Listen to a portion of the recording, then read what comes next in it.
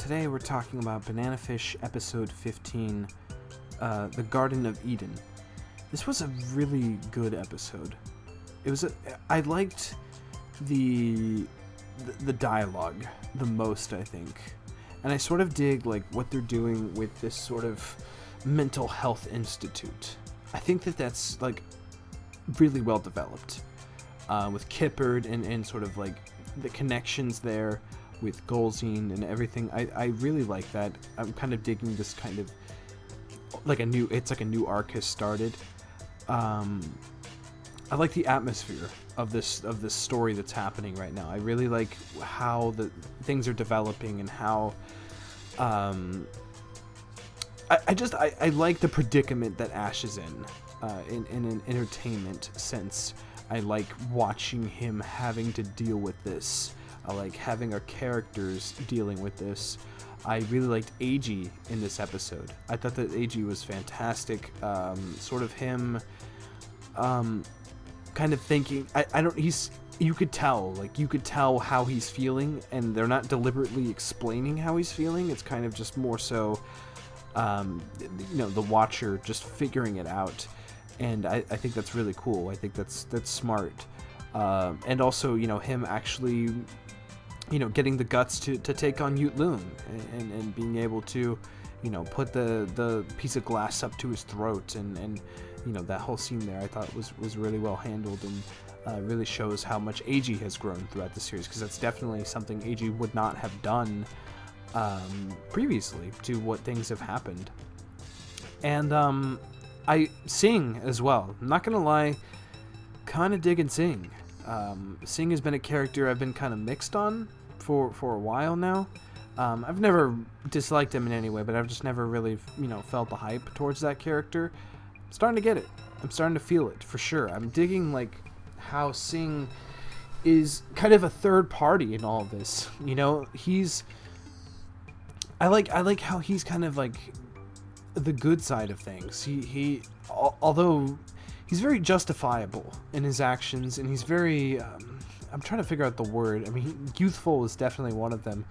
He definitely has like this youth about him, and he's definitely sort of I don't know. I really like his character. I guess that's the best I can put on there. I really like his character, and I really like how he's kind of like us in the story. He's kind of like representative of us watching the story happen. He's like, what is going on here?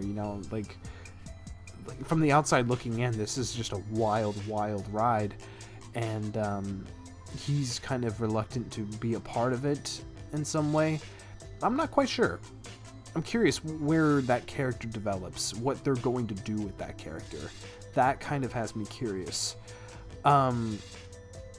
I guess I have to talk about the Ash moment in this episode, where he was, obviously in confinement in his cell, basically, and the song and what he was doing in front of the camera.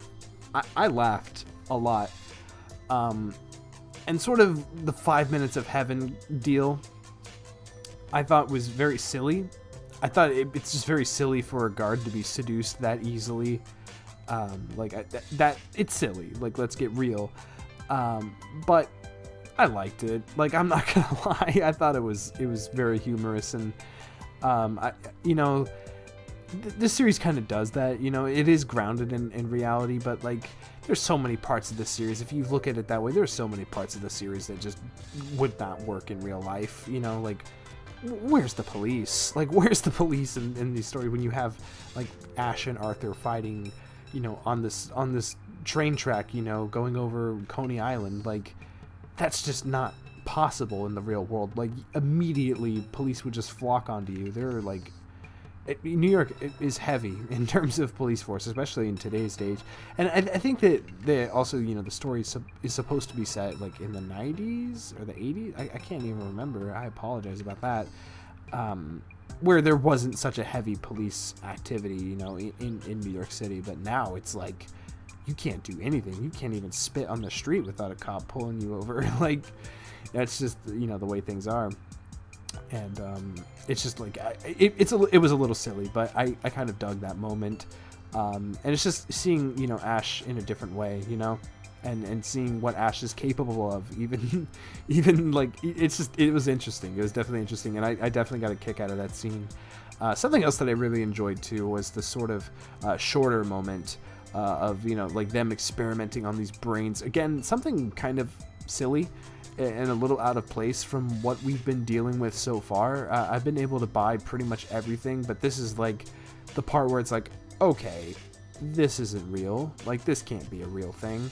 I mean, I guess it could be, but like, you know, it's just, we're entering like not necessarily science fiction, but definitely fiction, and that's okay. You know, I don't hate that. That doesn't bother me. Like, I feel like it should, but it doesn't. I'm able to buy that because of how they've sort of, it's not out of nowhere, you know, it's not just like, oh, we're experimenting on brains now. Like, it's absolutely not that. Like, it's believable in this world. It's believable that something like this could be happening, but it's definitely kind of taken the grounded edge of what this series had.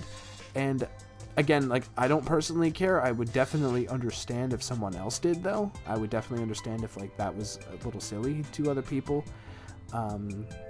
And I'm curious where that's going to, and how, you know, Kippert is actually kind of a decent villain.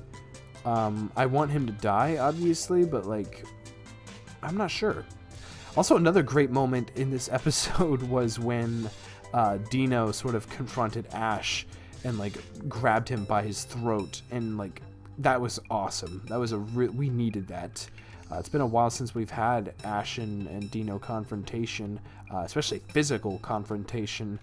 I think since, like, that truck scene, like, that was, like, man, that was a while ago. That was, like, episode 8, 9? I can't even remember, but yeah, that was a while ago, and it's nice to see that, you know, that still exists, that sort of feud between those two characters. Like, they still want each other dead, and it's cool to see that. And I really like that. I'm curious what's going on through Golzine's head here.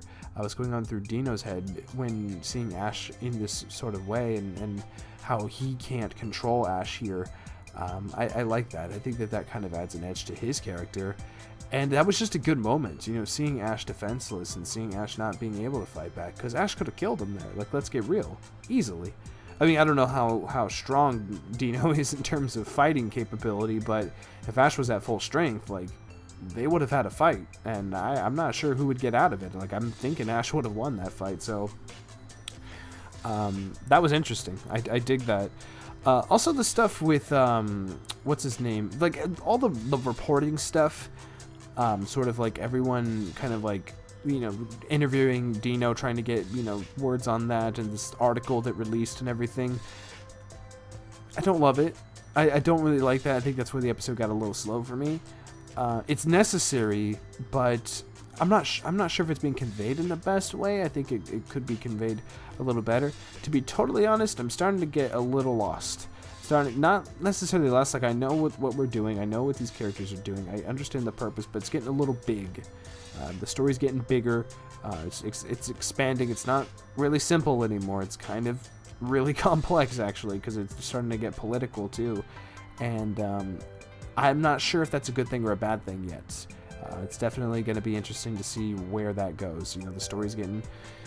We're introducing a lot of different elements here, and you know, that's worrisome. You know, when it comes to these kinds of series, and you know, anime especially tends to do this, where, you know, things get out of control and out of hand, and next thing you know, you got Darling in the Franxx on your hand. And I definitely don't think this series is going to go that route, but it's a little worrisome. But as of right now, I'm okay. I'm digging it. This was a good episode. I enjoyed it. I loved the animation. Mappa doing a good job. This episode didn't feel rushed. I felt like for the most part, towards the end, it got a little like, whoa, okay. Like, Ash got out of there pretty easily. That felt a little bit rushed, but other than that, this episode had a really nice pace and really good direction. Great OST. Really, I've kind of stopped saying that lately because I felt like I was saying that in every single video. But yeah, this series has a damn good OST. Just really atmospheric, and just, I gotta find out the composer. I really do, and I think the OST has officially released, so that's really cool too. You can give it a listen whenever you want. Anyway, that's pretty much it from me. Make sure to comment down below and give me your thoughts on this week's episode of Banana Fish. Let me know what you think of sort of like, you know, everything that's happening. You know, the story's getting pretty complex now, and it obviously, you know, that's, again, I'm not sure if that's a good thing or a bad thing. You know, I like the idea of a story taking risk. I like series taking risk, but I also don't want them to, you know, it's still a risk, you know, and that has a 50-50 chance of falling apart. So I don't know. Let me know what you think of that. Am I getting worried over nothing, or is that something that Mappa could screw up personally? Like maybe they're gonna have to rush like a lot, and it's gonna feel super like heavy-handed later. I'm not sure. Give me your thoughts down in the comments below. I know there's a lot of manga readers that watch these videos, and I'd love to hear your input on that. Thank you very much for watching. As always, I say it in every video. You guys are great. This is a fun thing to do. Sorry for no reaction. I'm kind of through with reactions for personal reasons. I probably will react to like maybe the last episode, but I really just want to talk about the series more and give more input and have my personality sort of be the forefront, and not necessarily me just going, oh my goodness. Like, I want it to be more than that, you know. I want to have meaningful content and not just reactions. I'd rather gain viewership from my work, less so than, you know, just having like reaction, you know, that's clickbait. You know, I want to do more than just clickbait videos. I want to, you know, have my input be what people want to tune in for, and, you know, what people subscribe for. And I'm sorry I'm laying down right now. I watched the episode laying down, then I was like, I just really want to talk about this right now. So I decided just to turn the camera on and talk about it like this. I know it's weird. It's weird. It's weird. Anyway, I'll catch you guys later. Bye-bye.